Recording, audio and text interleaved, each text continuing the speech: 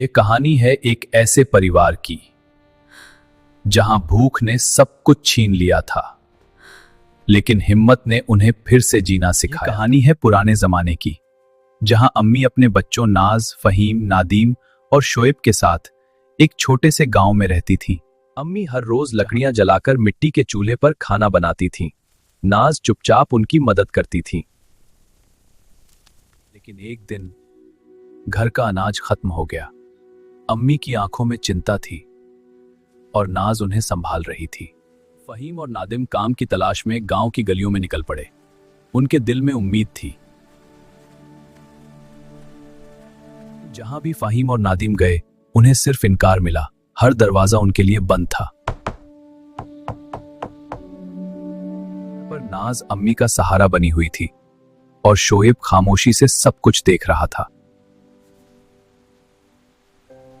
शाम तक अम्मी का चूल्हा ठंडा ही रहा और पूरे घर में भूख का सन्नाटा छा गया। लेकिन शोएब ने हार नहीं मानी।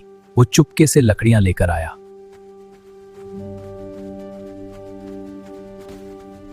जब अम्मी ने फिर से चूल्हा जलाया तो नाज, फहीम, नादिम और शोएब के चेहरों पर उम्मीद दिखाई देने लगी।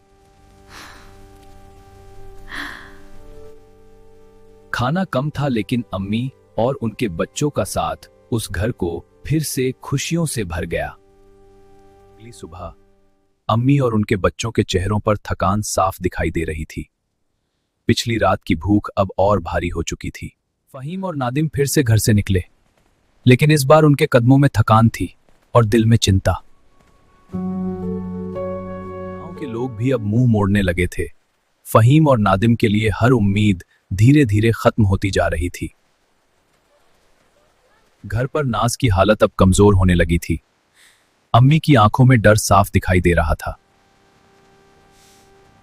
अम्मी ने आसमान की तरफ हाथ उठाए और चुपचाप दुआ करने लगी। उनकी उम्मीद अब सिर्फ ऊपर वाले से थी। उसी वक्त शोएब ने एक फैसला लिया।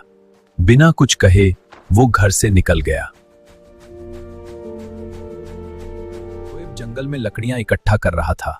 उसके छोटे छोटे हाथ बड़ी जिम्मेदारी उठा रहे थे।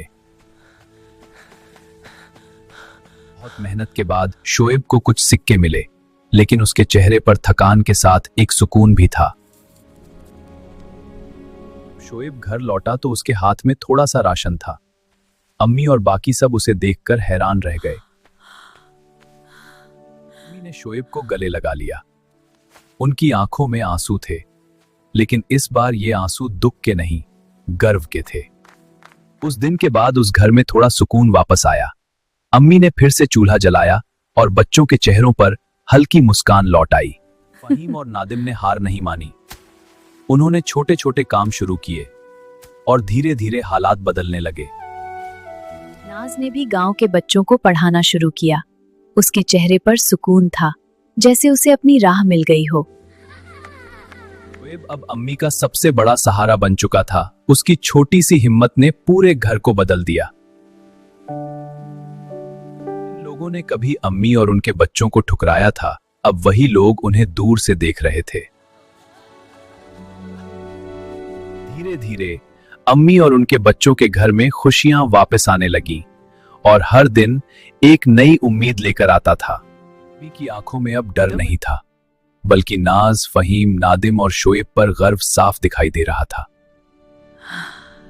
वो घर जो कभी सन्नाटे में डूबा था, अब अम्मी और उनके बच्चों की हल्की मुस्कान से भर गया था।